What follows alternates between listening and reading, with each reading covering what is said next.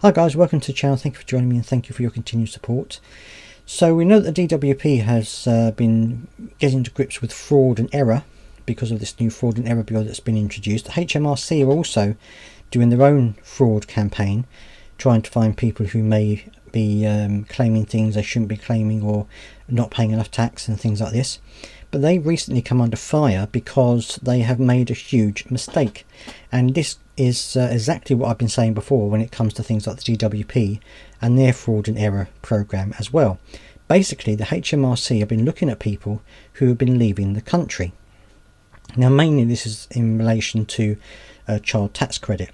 Now what they've been doing is they've been making huge large-scale errors which have affected 23,000 families. Now it's a mixture of things that have gone wrong. One case in particular was a lady who was due to fly out for a wedding, didn't actually fly in the end, she actually stayed home, but the HMRC thought she had gone out of the country, but then couldn't find any evidence of her returning, so they stopped her child tax credit.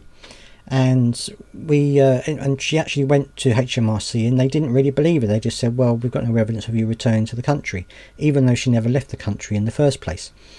Other people have had a similar situation where they have left the country for a short period of time, maybe a day or two, and then they've come back and they've had their money stopped because there's no evidence of them returning home, even though they even though they've got pay as you earn payments made since they've returned from where they've gone.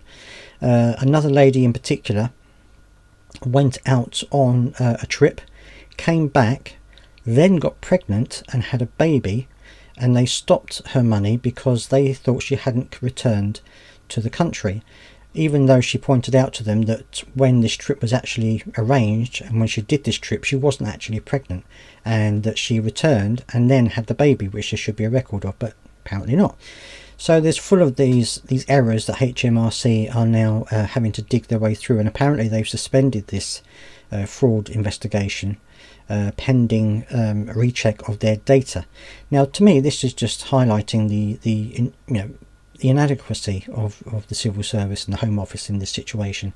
The HMRC make these errors, DWP makes similar errors, and we're going to see this from the DWP as well. We're going to see people losing their money or having to pay back large amounts of money for things they haven't actually done. And this is why I always say these problems arise, and when people say, well, if you haven't done anything wrong you've got nothing to worry about. These people at the HMRC didn't do anything wrong, but they still had their money stopped because the HMRC had the wrong information or hadn't checked the information properly. So this is the reason why I don't trust when they do things like this with fraud and error, especially if they're going to be using things like AI as well. Let me know down in the comment section if you've had a run-in with the HMRC that was completely erroneous, and also let me know what you think about this whole situation. If you have got this far, please do subscribe to help push the channel forward, and I'll see you next time.